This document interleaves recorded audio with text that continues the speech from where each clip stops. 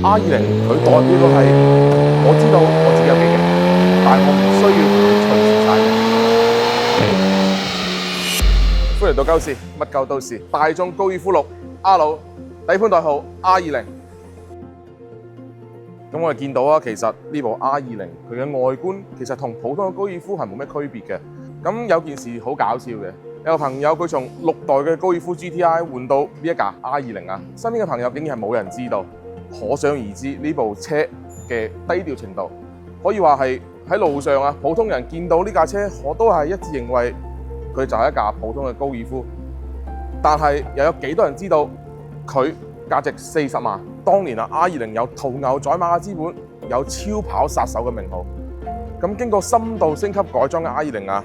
喺 DSG 同 4Motion 嘅加持下，吊打超跑可以話係舉手之勞。喺今時今日 ，R20已經成為咗一種信仰，係改裝文化嘅精神圖騰。但係佢依然係無數車迷心目中嘅不滅傳說。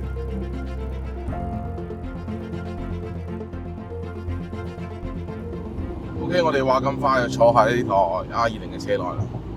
一眼望到成台車嘅內飾就係原裝，佢唯一嘅改裝嘅地方就係呢個 APT 嘅走噴。大家都知㗎啦，裝得 APT 走噴嘅呢台車肯定唔簡單嘅。其實咧一上車咧，呢架車已經俾咗個驚喜我㗎啦，就係我依家坐緊嘅呢張凳啊，佢竟然係 R20嘅原裝桶椅啊！玩車人都知道 R20嘅原裝桶椅係 Recaro 代工嘅，二手拆車嘅行情仲係賣緊7-8千蚊一張㗎。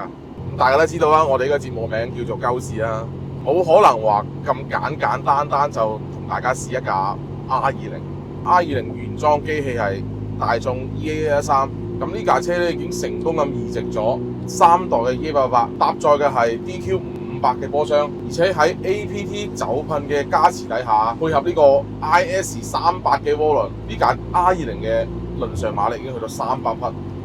，500牛米嘅扭距，100公里加速時間已經去到3秒左右啊！名副其實嘅4驅小鋼炮啊！咁喺度咧，我有個問題想問啦，呢架車嘅配置係咪已經係等於8代 R 咧？大家值得思考下。咁呢架車如果日後啊，佢選裝一個更加大號嘅 turbo 啊，再做埋個發動機腹內鍛造，輪上500匹，指日可待。咁其實咧呢架車啊個改裝歷程咧可以講啊有血有淚啊。咁車主從入手以嚟啊都唔係咁順風順水啊，